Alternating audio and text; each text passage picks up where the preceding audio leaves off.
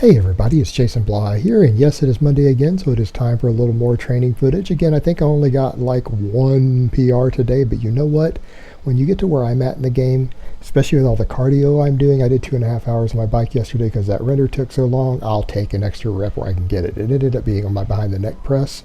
Hit the same PR again though as I did last time on my incline, so strength is holding steady after all that cardio. And here I am, guys, just knocking it out day after day after day. Just continual predictable strength, continual predictable progress.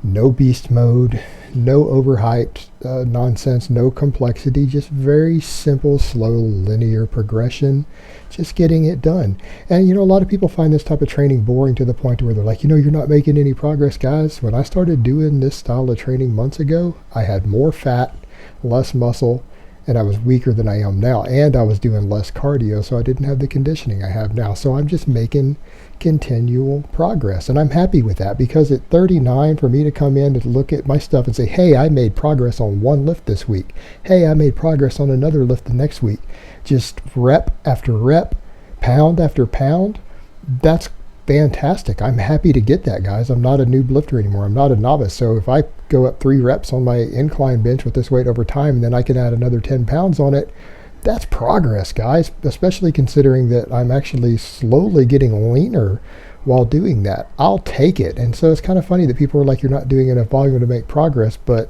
I am making progress. Everybody's like, your arms look bigger, you're getting leaner, you're looking thicker. That's progress, gentlemen, so I will take it despite what the naysayers say. And I actually rather enjoy this type of training. I get in and out of the gym, then I can focus on other things I want to do, and I can focus on things like cardio without my joints hurting, without my body hurting, without feeling beat up from all the training, because my volume is relatively low, my intensity is high, my workload just enough to keep adapting to, but without exhausting myself.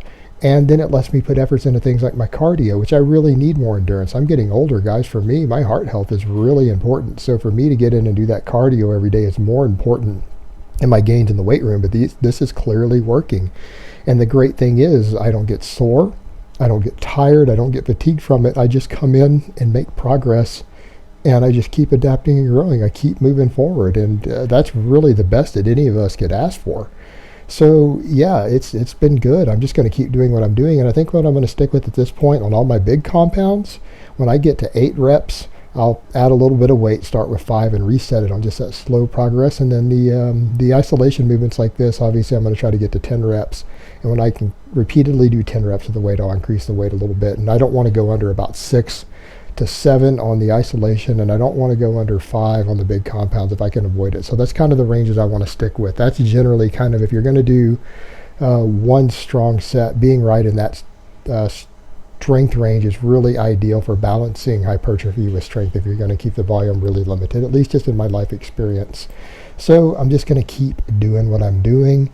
Again, that was a PR on the behind the neck press. I got 8 reps with that. So if I can replicate that again, next time I train, it might be time to increase the behind the neck press slowly. I'm a little more cautious with the behind the neck press because it is a counter-indicated lift.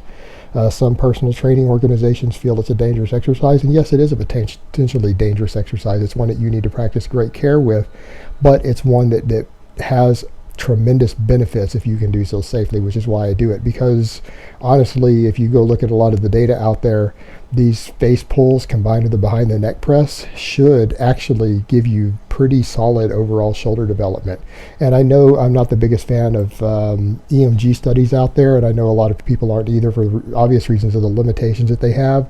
But if you look at stuff that like Bret Contreras has put out, and like I said, I don't like everything Bret has to say, but his data pretty much showed that same sort of thing also, that if you were going to limit it to just 2 exercises for your shoulders, those would be the 2 to do. And of course, if you wanted to add a third, it would be something like cable side lateral raises if you wanted to throw in a third exercise. And here I go, finishing off with my standing band crunches. And the reason I do these, guys, is because of the bands. It forces a little bit different of a strength curve than you might get on some other things, and it forces almost an eccentric overload because it snaps you back a little bit at the bottom.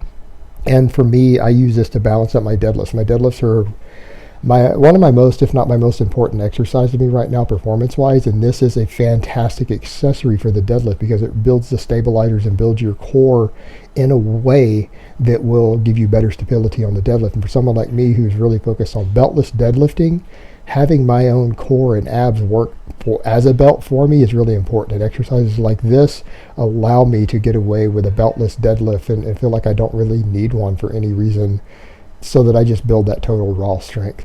All right, guys, so I hope this has been informative, and I will talk to you guys next time. And please remember to click like if you enjoyed this video. If you do, thank you so much, and you guys have a great day.